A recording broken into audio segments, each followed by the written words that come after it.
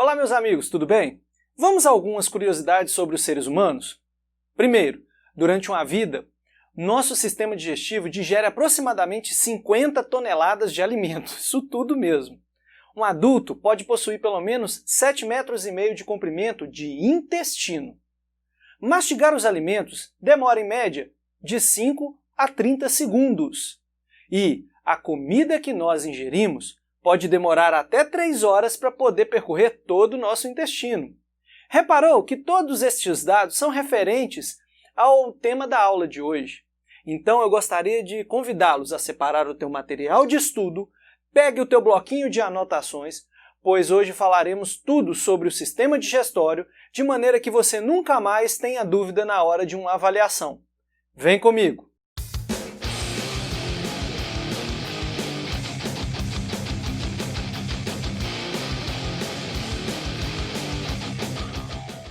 O sistema digestório tem a função básica de transformar moléculas grandes em moléculas menores. Claro, além disso, nos alimentos, o sistema digestório retira os nutrientes que são importantes para o nosso organismo.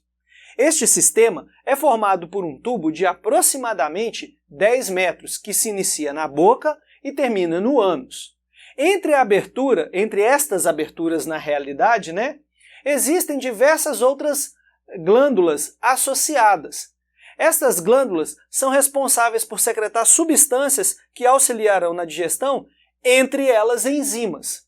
Então, para entender melhor como ocorre a digestão, primeiramente veremos os órgãos que estão envolvidos nela.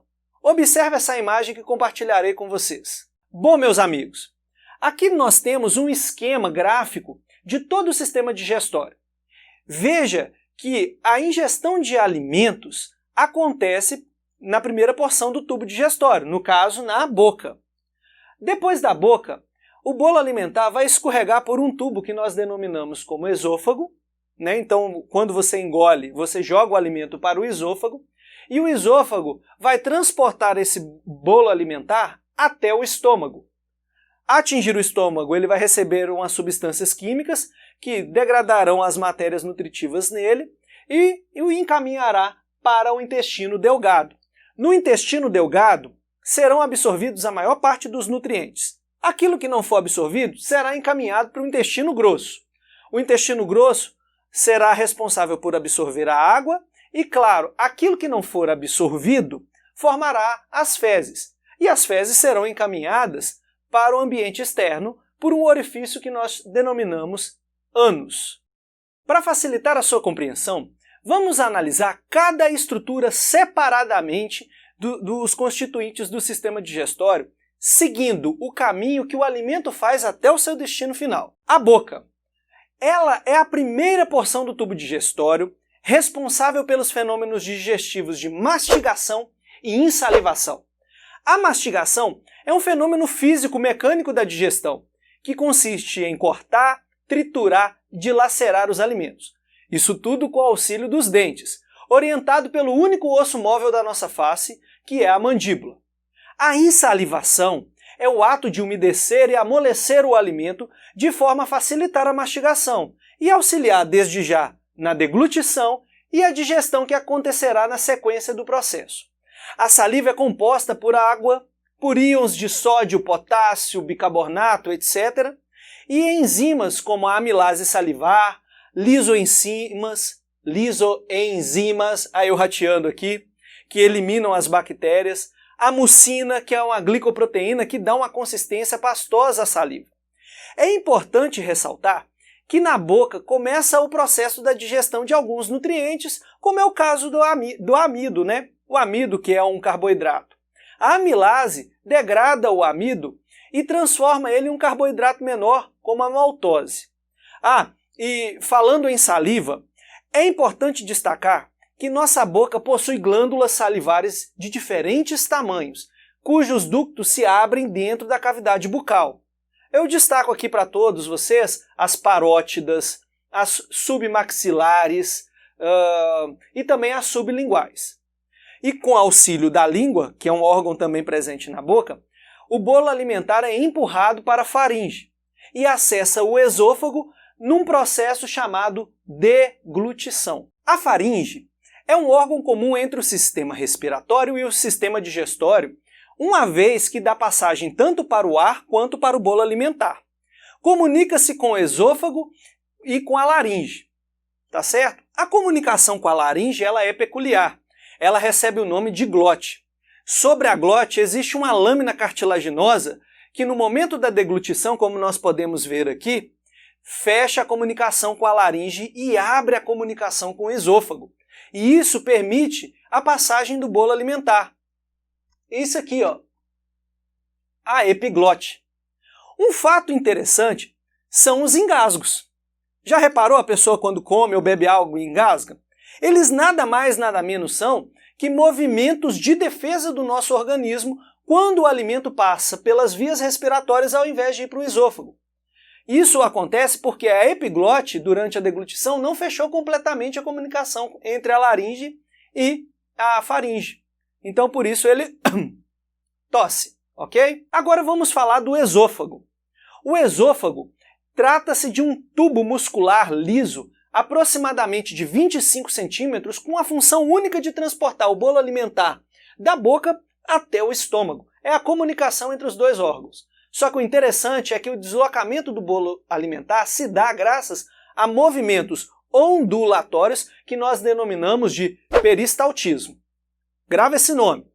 É importante salientar que o movimento descendente do bolo alimentar não está ligado absolutamente nada com a gravidade, mas sim com o peristaltismo.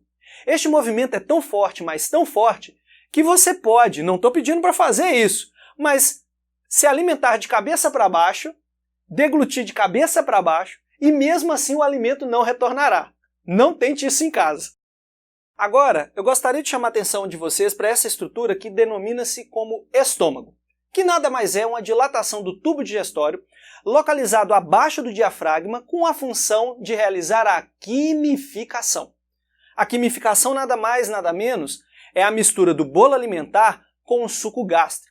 Assim teremos ao final dessa mistura o que nós chamamos de quimo, que nada mais é o bolo alimentar com a característica semilíquida. O suco gástrico é formado por água, ácido clorídrico, enzimas pepsina, coagulase e mucina, que é uma glicoproteína. É importante destacar aqui nessa estrutura a formação do ácido clorídrico. Essa formação se dá fora das células parietais, que despejam íons de cloro e hidrogênio no interior do estômago, porque se colocasse dentro da célula, possivelmente degradaria a própria célula. Este ácido tem a função de fornecer o pH ideal para a ativação de enzimas pepsinogênio, que passa a se chamar pepsina quando está ativa, que atua diretamente na digestão de proteínas, contribui também para a coagulação do leite, justamente com a ação da enzima coagulase, para fazer com que o leite permaneça mais tempo no estômago e que seja degradada a caseína, que é a proteína do leite, e ter uma digestão melhor. E também auxilia na desmineralização, olha esse palavrão, de fragmentos ósseos ingeridos. Além disso, o ácido clorídrico tem função antisséptica. Isso porque quando nós alimentamos, podemos trazer para dentro do nosso intestino bactérias. Então, em meio ácido, os micro-organismos geralmente não sobrevivem. Além das células parietais, temos também células zimogênicas, que são responsáveis pela produção de enzimas como pepsinogênio e coagulase. Também é importante destacar um outro grupo celular, que é responsável pela proteção interna do estômago. É o caso das células mucosas. Elas produzem um muco, composto por uma glicoproteína que nós já chamamos de mucina, que impede a ação do ácido clorídrico nas células da parede estomacal, ou seja, impede que o ácido clorídrico digira o próprio estômago. Após a quimificação, o quimo é direcionado ao intestino. O intestino em si possui duas porções, o intestino delgado e o intestino grosso, ok? Observa direitinho a imagem que eu compartilharei com vocês aqui agora.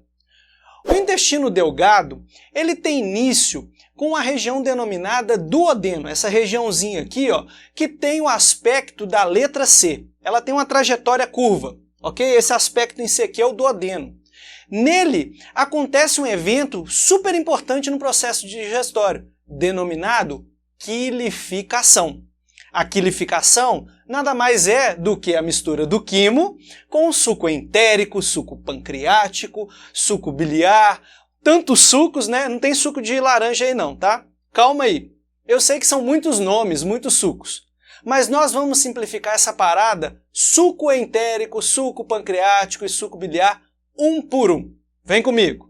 O suco entérico é produzido pelas paredes do intestino delgado e é composto por um número muito grande de enzimas digestivas, como por exemplo, peptidases, lipases entéricas, maltase, lactase, sucrase, nucleotidase, fosfatase, enteroquinase, são muitas, ok? Quem estimula a produção do suco entérico é o sistema nervoso autônomo. O suco pancreático é produzido no pâncreas e pelo canal pancreático é lançado no duodeno. É dotado de íons de bicarbonato, água e ainda possui enzima amilase pancreática, lipase pancreática, tripsinogênio, quimiotripsinogênio e nucleases, que vão digerir, no caso, ácidos nucleicos do tipo RNA e DNA. O suco biliar, também chamado de bilis, é produzido no fígado a partir de um colesterol. Quando ele fica pronto, ele fica armazenado numa vesícula chamada de vesícula biliar. Quando é utilizado, ele é lançado aqui no duodeno por meio de um canal chamado colédoco. É importante ressaltar que nesse suco biliar não tem a presença de enzimas. Ele é dotado, na realidade, de secreções ligeiramente alcalinas, com um paladar amargo e coloração amarelo esverdeado. É o que o pessoal mais do interior chama de fel. E os famosos sais biliares. Estes, por sua vez, são responsáveis pelo processo de emulsificação dos lipídios. É importante ressaltar que essa emulsificação já foi contemplada em questão do Enem, tá? Ela atua como um detergente que favorece o desdobramento de gotas grandes de gordura, transformando em glóbulos pequenos, ou seja, em moléculas menores. E isso facilita a ação da enzima lipase, ou seja, auxilia na digestão da gordura. O suco biliar também é responsável pela absorção de vitaminas lipossolúveis. E eu tenho certeza que na altura do campeonato você deve estar falando, eu não me lembro de quais são as vitaminas lipossolúveis. Macete. ADK. Usa essa palavra. A cada letra representa uma vitamina. ADK. A, vitamina A, vitamina D, vitamina E e vitamina K. Ok? Estas são lipossolúveis. Assim, no duodeno, com o final da quilificação, temos como resultado o quilo, que contém os produtos finais da digestão dos carboidratos, dos lipídios, proteínas e ácidos nucleicos. Além deles, nós temos ainda a água, vitaminas e sais minerais, além de sobras da digestão, como a celulose, por exemplo, que não sofreram ações nenhuma deste processo, ou seja, não foram digeridas. A partir daí, o quilo é transferido ao jejum no ilho, que é uma outra região do intestino delgado. O jejum no ilho é a maior porção do nosso intestino delgado, com aproximadamente 6 metros de comprimento em indivíduo adulto, e é dotado de microvilosidades que facilitam e ampliam a capacidade de absorção. Para entender melhor isso, eu gostaria de convidá-los a ver e acompanhar esta imagem que eu mostrarei agora. Nessa imagem, nós temos um esquema gráfico do processo de vilosidade do intestino delgado. As vilosidades, elas são maiores. Se nós ampliarmos, chegaremos nas unidades celulares. Repare que cada parte da célula possui essas ondinhas que são as microvilosidades. Nelas, temos a possibilidade de ampliar o campo de contato entre o nutriente e a célula, facilitando com que seja absorvido com melhor eficiência.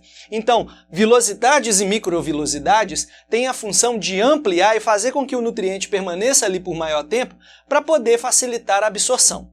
Repara que por detrás dessas células nós temos um grupo de vasos sanguíneos, no caso representados aqui pelos capilares, que ao absorver pelas células os nutrientes, estes nutrientes são jogados imediatamente na corrente sanguínea, que serão transportados por toda a parte do nosso corpo. Então, além do intestino delgado ter uma alta capacidade de absorver, ele também é muito vascularizado.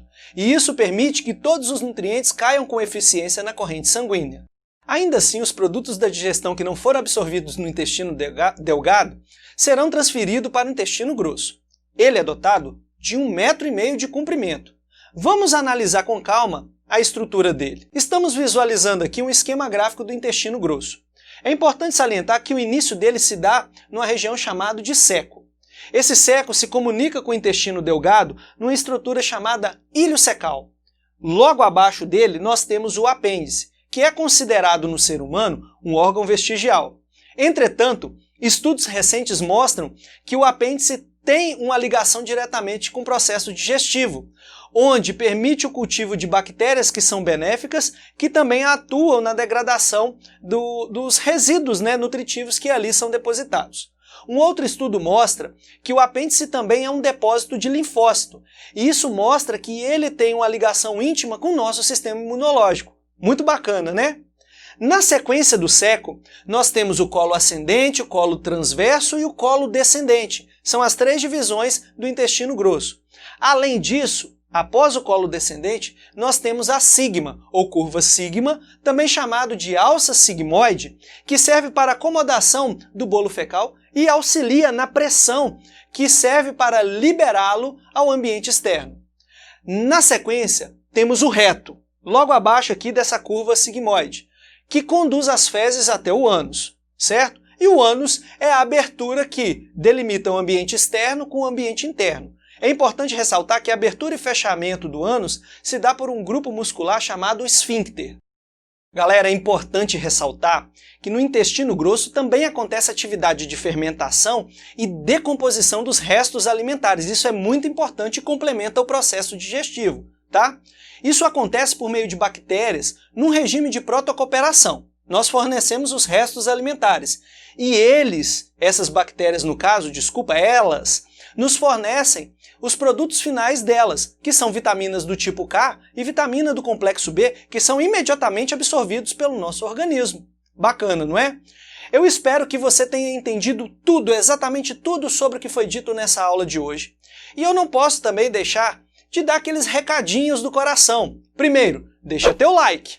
Segundo, comente aqui. Terceiro, vá no Instagram e participe da interatividade desta e de outras aulas. Opa, já estou gaguejando aqui no final da aula. Que feio, hein? Então, participe da interatividade desta e de outras aulas. E também não posso deixar de te pedir a coisa mais importante.